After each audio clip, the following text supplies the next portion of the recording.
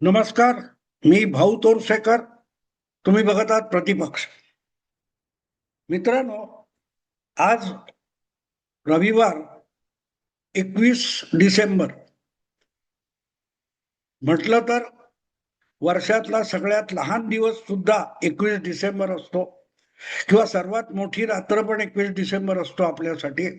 पण आजच महाराष्ट्रातल्या 288 नगरपालिका नगर परिषदांचे निकाल लागलेले आहेत. आणि मी सकाळी जो व्हिडिओ टाकला होता त्यामध्ये स्पष्ट केलं होतं की आता महापालिकांच्या निवडणुकांमध्ये रंगत भरायला सुरुवात होईल.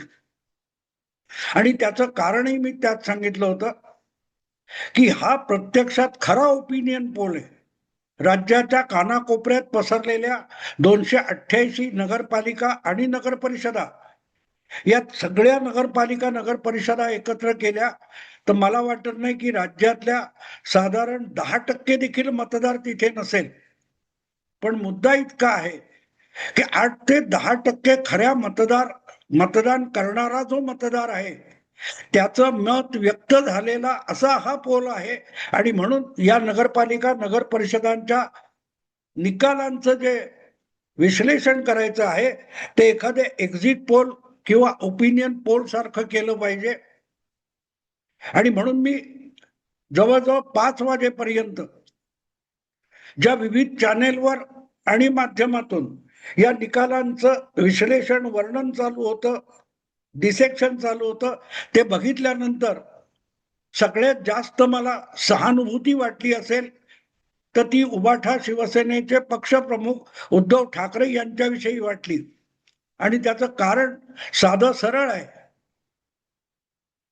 की जो माणूस त्या लढतीमध्ये उतरला सुद्धा नव्हता त्याच्यावर सगळेच्या सगळे पत्रकार, विश्लेषक तुटून पडले होते. एका कोणातरी, मला आता आठवत नाही, कोणीतरी छान कॉमेंट केली की उबाठा शिवसेनेचं पानिपत झालं किंवा महाविकास आघाडीचं पानिपत झालं असं म्हणता येणार नाही. का? तर पानिपतची लढाई मराठे हरले, ते निदान लढून हरले होते. इथे महाविकास आघाडी किंवा उबाठा शिवसेना जर निवडणुकीच्या मैदानात रणांगणात उतरलेली नसेल तर त्यांचं पानिपत झालं असं म्हणणं अतिशयोक्ती होईल. हे ते वक्तव्य मला खरोखरच आवडलं, कारण तेच मी वारंवार गेले 3-4 आठवडे सांगतोय की एवढी महत्वाची निवडणूक आहे, महाराष्ट्राच्या पुढच्या राजकारणाला दिशा देणारी निवडणूक आहे, पण त्याकडे ठाकरे बंधू आणि ठाकरे पिता पुत्र यांनी साफ दुर्लक्ष केलंय. शरद पवारांवर दोष ठेवता येत नाही. त्यांची प्रकृती आणि उभय लक्षात घेतल्यानंतर त्यांच्याकडे मोठं काम, त्यांनी धावपळ करावी अपेक्षा करणं चुकीचं आहे. आणि दुय्यम पातळीवरचे नेते पवारांकडे उरलेलेच नाहीत. आणि काँग्रेस पक्षामध्ये तर राज्य पातळीवरचं नेतृत्वच नाहीये. पण काँग्रेसची पाळंमुळं खोल घट्ट रुजलेली आहेत, त्याचा फायदा काँग्रेसला मिळत राहतो. पण एकूण महाविकास आघाडीमध्ये जे 3 पक्ष आहेत, काँग्रेस, राष्ट्रवादी शरद पवार गट आणि उबाठा शिवसेना, या तिघांपैकी कोणीही झोकून देऊन या 288 नगरपालिका नगर परिषदांची निवडणूक लढवलेली नव्हती. त्यामुळे या निवडणुकीमध्ये महायुतीतल्या भाजप, शिंदे शिवसेना आणि अजितदादा राष्ट्रवादी यांना थम्पिंग यश मिळणार, प्रचंड यश मिळणार, त्यांच्या यशाची सुनामी येणार याविषयी माझ्या मनात शंका नव्हती. आणि हे मी आधी बोलून टाकलेलं सुद्धा आहे, आता निकालानंतर बोलत नाहीये.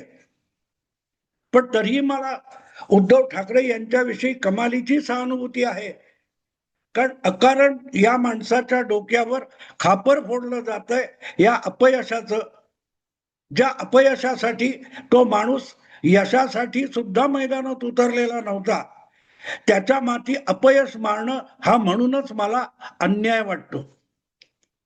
अन्याय वाटतो मित्रांनो, कारण ही निवडणूक महाविकास आघाडी लढतच नव्हती.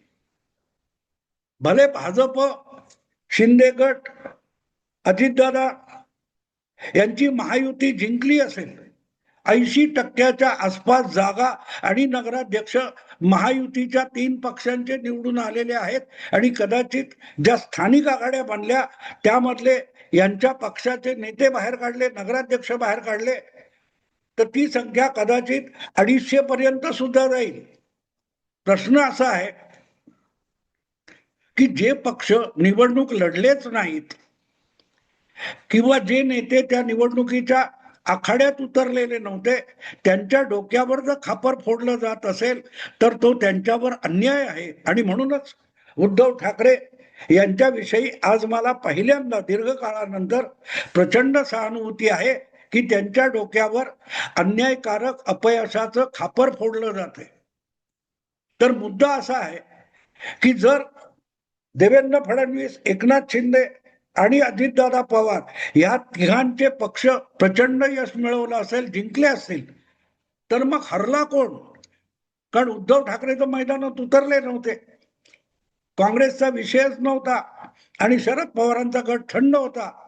मग या महायुतीच्या 3 पक्षांना, सत्तेत बसलेल्या 3 पक्षांना हरवण्यासाठी या 288 नगरपालिका नगर परिषदेच्या आखाड्यात, रणांगणात उतरलो कोण होतं?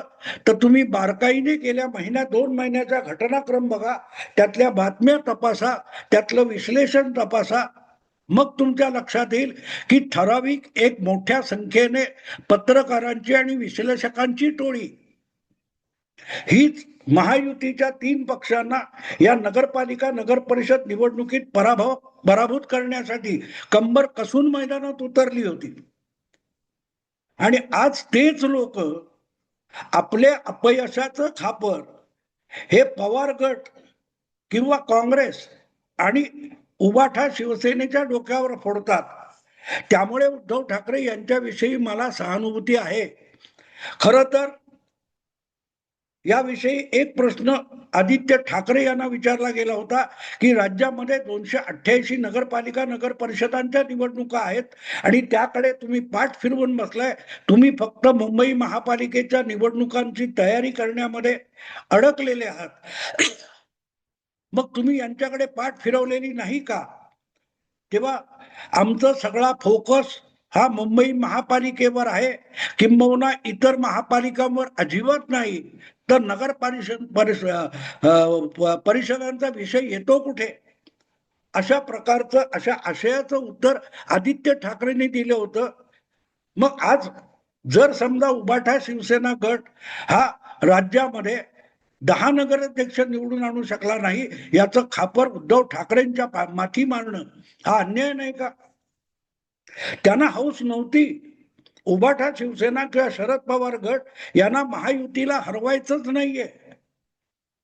गेल्या विधानसभा निवडणुकीत म्हणजे 11-12 महिन्यापूर्वी महाराष्ट्रामध्ये विधानसभा निवडणूक झाली, त्यामध्ये जे काय महाविकास आघाडीचं पानिपत झालेलं आहे, बोजवारा उडालेला आहे, तेव्हापासून त्या आघाडीतले सगळे 3 महत्वाचे पक्ष, प्रमुख पक्ष हे हातपाय गाळून बसलेले आहेत. आणि महाविकास आघाडीने एक प्रकारे राजकारणाचं आणि महायुतीशी लढण्याचं आपलं काम हे काही पत्रकारांकडे आउटसोर्स केलेलं आहे, काही विश्लेषकांकडे आउटसोर्स केलेलं आहे. आणि गेले 2-3 महिने तर आपण सलग बघतोय की Thackeray brand, Thackeray brand, Thackeray brand, Pawar brand म्हणून ताबूत नाचवायचं काम हे पत्रकार करतायत. शरद पवारांनी असतील किंवा पवार गोटातले कोणी असतील किंवा उद्धव ठाकरेंच्या पक्षातले आणि गोटातले कोणी असतील, त्यांनी ठाकरे ब्रँडचा ढोल पिटलेला नाही. ठाकरे ब्रँडचा ढोल पिटणारे आणि त्यामुळे महायुतीच्या पक्षांना धडकी भरली इथपर्यंत भाषा वापरणारे जे होते ते या निवडणुकीत उतरलेले होते. त्यांनी कंबर कसलेली होती की काही करो, भले उद्धव ठाकरे काही करोत न करोत, पवार काही करोत न करोत, आपण पत्रकारांनी असा डंका पिटायचा आणि असं रान उठवायचं की त्यामध्ये भाजप, एकनाथ शिंदे आणि अजितदादा यांचे पक्ष पराभूत झाले पाहिजेत, ज्याचा फायदा पुढल्या महापालिका, जिल्हा परिषद, तालुका पंचायत निवडणुकीमध्ये महाविकास आघाडीला मिळेल. तुम्हाला आठवतं मित्रांनो, ज्या वेळेला किसान आंदोलन चालू होतं 2020च्या सुमाराला, आणि त्यानंतर 2022 मध्ये उत्तर प्रदेशच्या ज्या विधानसभा निवडणुका झाल्या त्यामध्ये परत एकदा प्रचंड बहुमताने भारतीय जनता पक्ष निवडून आला. तेव्हा त्या किसान आंदोलनाचे स्वयंघोषित नेते योगेंद्र यादव यांनी त्या निकालाचं वर्णन करताना सांगितलं होतं, आम्ही काय करणार, आम्ही काँग्रेससाठी आणि भाजप विरोधी पक्षांसाठी उत्तम खेळपट्टी तयार केली होती, पिच तयार केलं होतं. यांचे खेळाडू खेळलेच नाहीत.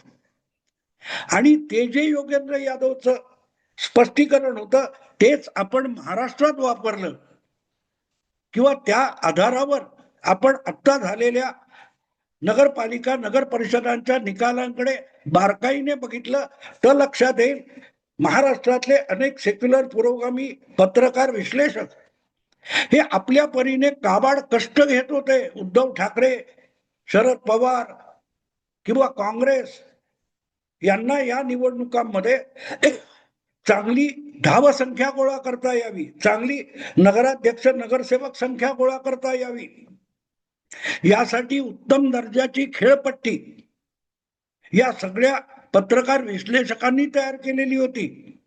पण मैदानात खेळाडू, बॅट्समन, बॉलर यांना उतरावं लागतं आणि ते मैदानात उतरलेच नाहीत. त्यामुळे आजचा जो पराभव आहे तो खेळपट्टी बनवणाऱ्यांचा आहे. आणि ती खेळपट्टी जर तुम्ही केली असेल, तुम्हाला न सांगता तुम्ही केली असेल किंवा त्यांनी तुमच्यावर आउटसोर्स केलं म्हणून तुम्ही केली असेल तर पराभव पण तुमचाच आहे. त्यासाठी बिचाऱ्या उद्धव ठाकरे यांच्या डोक्यावर खापर फोडू नका. ठाकरे ब्रँडचा फुगा हा खुद्द उद्धव ठाकरे, आदित्य ठाकरे, राज ठाकरे यांनी फुगवलेला नाहीये. महाराष्ट्रात दोनच ब्रँड, एक म्हणजे पवार ब्रँड, दुसरा म्हणजे ठाकरे ब्रँड. ही भाषा पवार घराण्यातल्या कोणी वापरलेली नाही किंवा ठाकरे घराण्यातल्या कोणी वापरलेली नाही.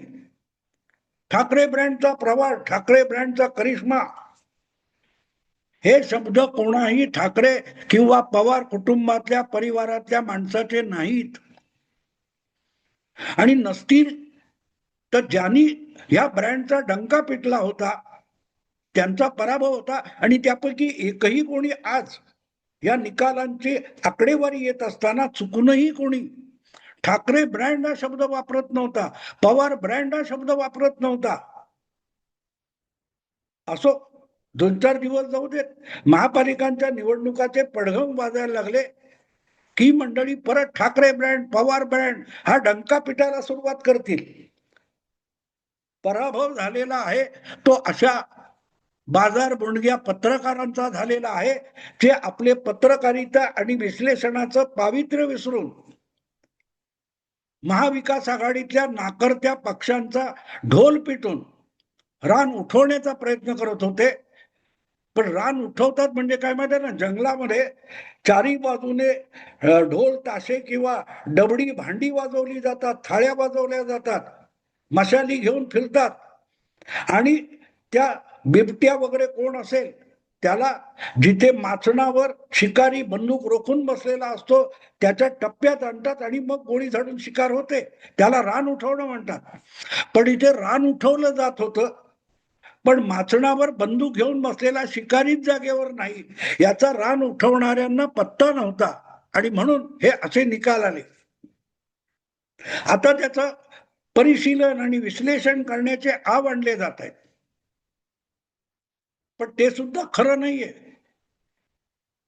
दुर्दैव असं आहे की असले डंका पिटणारे जे बाजार बुणगे पत्रकार आहेत त्यामुळे मतदारांची दिशाभूल होत नाही. अरे, ठाकरेंना सोडून नगरसेवक गेले असतील, आमदार गेले असतील, पण केडर जागेवरच आहे, रुग्णवाहिका जागेवर आहे, स्थानिक लोकाधिकार समिती जागेवर आहे, शाखा प्रमुख, गट प्रमुख जागेवर आहेत. फक्त आमदार गेले, फक्त नगरसेवक गेले, असं करण्यातून तुम्ही उद्धव ठाकरेंची फसवणूक केली. असला खोट्या कुणाट्या गोष्टी सांगून मतदाराची दिशाभूल झाली नाही. दिशाभूल झाली ती उद्धव ठाकरेंची असेल, शरद पवारांची असेल, काँग्रेस पक्षाची असेल. वोट चोरी हा मुद्दा नाही, त्याच्यावर प्रचार करण्यात वेळ घालवू नका, हे कान पकडून तुम्ही उबाठा शिवसेना असेल किंवा काँग्रेस राष्ट्रवादी यांना पटवलं असतं तर ते मतदाराकडे वळले असते आणि मतदार अधिकाधिक आपल्याला मत देण्यासाठी त्यांनी काम केलं असतं तर आजच्या सारखे निकाल लागले नसते. हे लोक आज सांगतायत. देवेंद्र फडणवीसांनी किती सभा घेतल्या, एकनाथ शिंदे कसे गाव फिरत होते आणि अजितदादांनी सुद्धा किती ठिकाणी जाऊन सभा घेतल्या. पण उद्धव ठाकरे सभाच घेत नाहीत. उद्धव ठाकरे आळशी घरात बसले. उद्धव ठाकरे मातोश्रीच्या बाहेरच पडत नाहीत. हे भाजपवाले सांगत होते, पण कुठलाही पत्रकार सांगत नव्हता. ही बाब लक्षात घेण्यासारखी आहे. एक प्रकारे घरातून बाहेर पडला नाहीत तर राजकारण अशक्य आहे, हा सावधानतेचा इशारा भारतीय जनता पक्ष किंवा एकनाथ शिंदे यांच्या शिवसेनेकडून उद्धव ठाकरेंना दिला जात होता. उद्धव ठाकरेंना त्यांचे खरे प्रतिस्पर्धी जागृत करत होते. पण त्यांची चमचेगिरी करणारे पत्रकार मात्र उद्धव ठाकरे घरकोंबडा होऊन बसलेत, बाहेर पडत नाहीत आणि अशाने निवडणुका जिंकता येणार नाहीत हे सांगत नव्हते.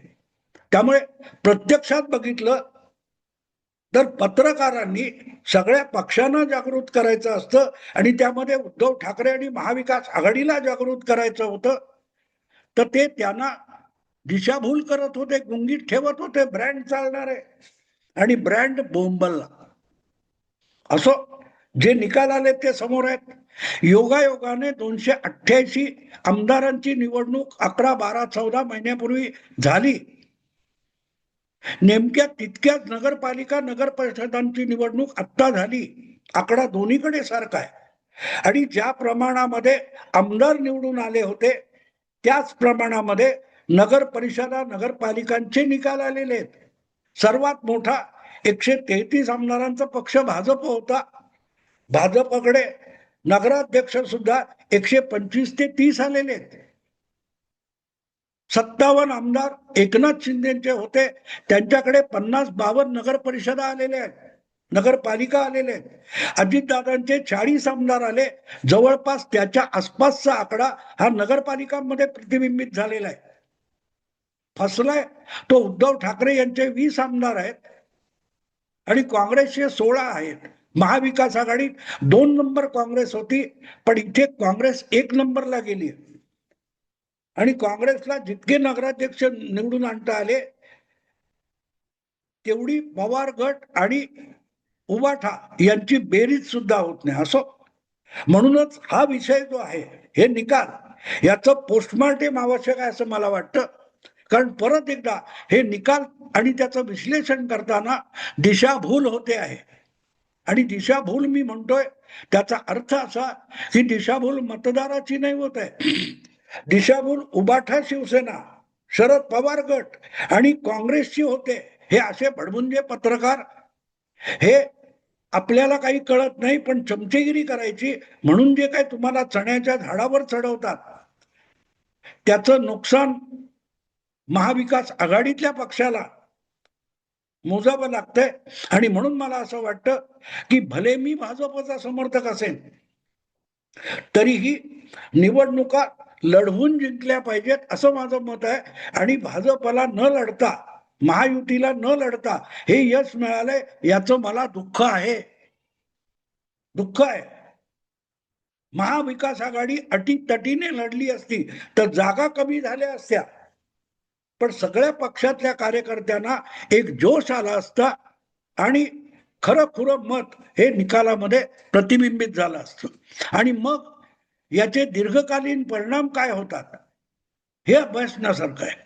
अजून जिल्हा परिषद तालुका पंचायतीच्या निवडणुका आहेत, त्याचं वेळापत्रक जाहीर झालेलं नाही. पण अवघ्या 3 आठवड्यामध्ये राज्यातल्या 29 महापालिकांचं मुंबई सकट मतदान होऊन निकाल यायचे आणि तेव्हा तरी निदान महाविकास आघाडीने चांगली लढत द्यावी ही माझी अपेक्षा आहे. भाजप यावा ही माझी इच्छा आहे, पण भाजपला चांगली लढत देऊन निवडून येता आलं पाहिजे हा सुद्धा माझा आग्रह आहे. आणि म्हणून या निकालाचं महापालिका, जिल्हा परिषद आणि तालुका पंचायतीच्या निवडणुकीवर काय परिणाम होईल आणि पुढच्या 5 वर्षात याचा दूरगामी परिणाम काय असू शकेल याचं पोस्टमार्टम मी 4-5 व्हिडिओ मधून करणार आहे. ज्यांना राजकारण आणि निवडणुका समजून येण्याची इच्छा आहे त्यांनी ते व्हिडिओ जरूर ऐकावेत.